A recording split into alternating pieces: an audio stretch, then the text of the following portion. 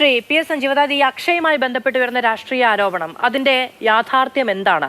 നിങ്ങളുടെ Idukki ഘടകത്തിനോ M M മണിക്കോ ഒക്കെ അക്ഷയെ സംരക്ഷിക്കേണ്ടതിന്റെ ആവശ്യകതയുണ്ട് എന്നുള്ളതാണ് കോൺഗ്രസിന്റെ ആരോപണം. അങ്ങനെ ഒന്നുണ്ടോ? എന്താണ് അതിന്റെ യാഥാർത്ഥ്യം? അല്ല, അതിനു മുമ്പായി ഞങ്ങൾ ഇവിടെ വിളിച്ചു ഇരുത്തുന്നു, നിങ്ങൾ വിളിക്കുന്നു, ഞങ്ങൾ വരുന്നു. സിദ്ധാർത്ഥിന്റെ അച്ഛനും അമ്മയുമാണ് ഇവിടെ ഇരുന്ന് സംസാരിക്കുന്നത്. ഞങ്ങൾ കേൾക്കാൻ ബാധ്യസ്ഥരാണ്.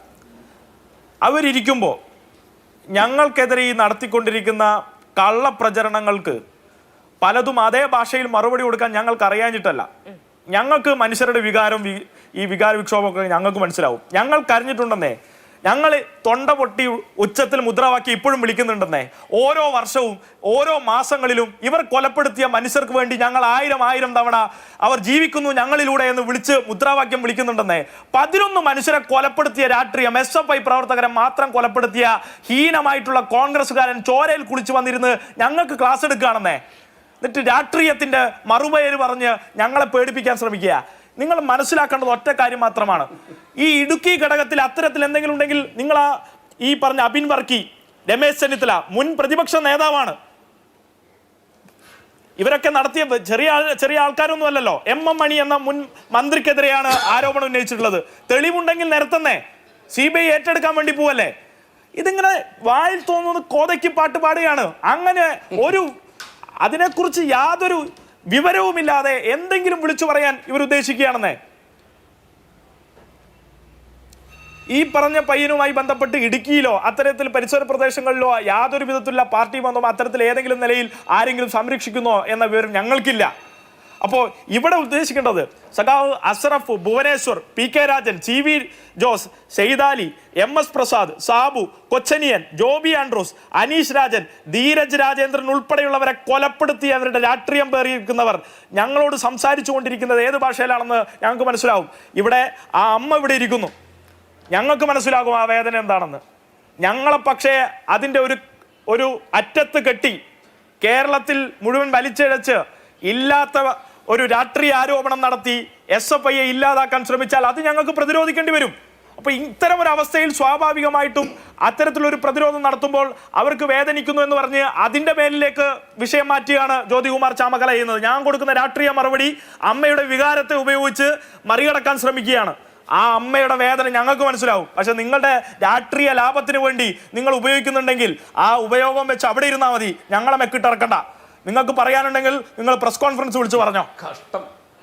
ഒരു മാന്യത വേണം, പറയുന്നതിനൊരു ലാഞ്ചന വേണം, ഒരു നേരിന്റെ കൊലയാളി സംഘമേ നിന്റെ പേരോ കോൺഗ്രസ്, കൊലയാളി സംഘമേ നിന്റെ പേരോ കോൺഗ്രസ്, കൊലയാളി സംഘമേ ഇവിടെ മുൻ KPCC പ്രസിഡന്റ് വരെ കൊലപ്പെടുത്തിയ രാഷ്ട്രീയമുണ്ട് ഇവർക്ക്. മൊയ്യാരത്ത് ശങ്കരനെ ഉൾപ്പെടെ കൊലപ്പെടുത്തിയവരാണ്.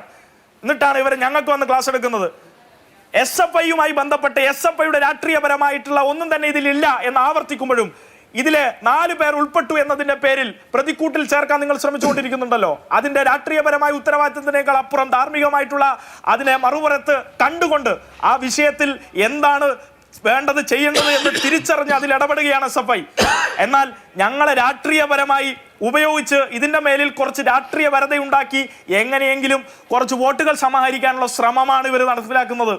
സിദ്ധാർത്ഥിനോടുള്ള ഒരു മനുഷ്യ സ്നേഹവും ആ കുടുംബത്തോടുള്ള ഒരു മര്യാദയും അവർ ഈ ചർച്ചയിൽ എന്ന് മാത്രമല്ല എവിടെയും കാണിക്കുന്നില്ല. VD സതീശൻ മെഞ്ഞാന്ന് അവിടെ പോയിട്ട് പൊട്ടിച്ചിരിക്കുന്ന ഫോട്ടോ എല്ലാവരും കണ്ടല്ലോ. അച്ഛൻ്റെ മുന്നിലിരുന്ന് ഞങ്ങളുടെ സംസ്ഥാന പ്രസിഡന്റ് അവിടെ പോയെന്നേ. SFIയുടെ സംസ്ഥാന പ്രസിഡന്റ് അവിടെ പോയി ഈ അമ്മയും അച്ഛനെയും കാണുന്നു.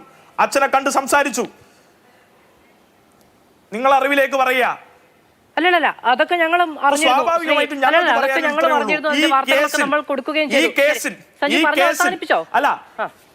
ഈ കേസിൽ പ്രതികളായിട്ടുള്ളവർ ശിക്ഷിക്കപ്പെടണമെന്നേ. അത് ഏത് അന്വേഷണവും വരട്ടെ. CBI വന്നല്ലോ, CBI അന്വേഷണത്തിന് പ്രഖ്യാപനം നടത്തിയല്ലോ. ഇനി എന്താ വേണ്ടത്? അന്വേഷണം വരട്ടെ, യാതൊരു പ്രശ്നവുമില്ല. ശരി, രാഷ്ട്രീയമായി ഒന്നുമില്ല. രാഷ്ട്രീയമായിട്ടല്ലെങ്കിലും ധാർമ്മികമായ ഉത്തരവാദിത്തം ഞങ്ങൾ ഏറ്റെടുക്കുന്നു എന്നാണ് അങ്ങ് പറഞ്ഞത്. അതിൽ 2 തരത്തിലുള്ള ഘടകവിരുദ്ധതയുണ്ട്. അങ്ങ് എന്താണ് ഉദ്ദേശിച്ചത് എന്നെനിക്ക് മനസ്സിലായില്ല. ശരി, അങ്ങ് ഉത്തമ ബോധ്യത്തിലായിരിക്കും അത് പറഞ്ഞത് എന്ന് ഞാൻ വിചാരിക്കുകയും ചെയ്യുന്നു.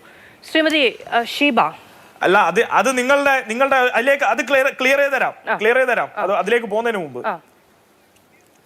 ആൾക്കൂട്ട ആക്രമണം ഈ വിഷയത്തിൽ ഉണ്ടായി എന്നാണ് നിങ്ങൾ പറയുന്നത്.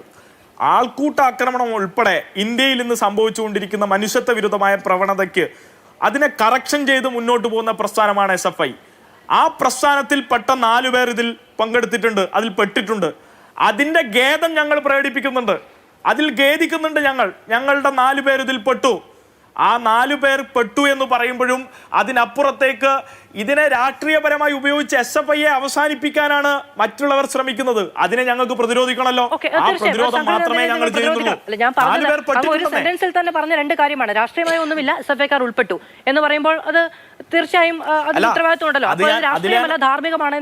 ക്ലിയർ ആക്കി തന്നല്ലോ. ശരി, ഓക്കെ.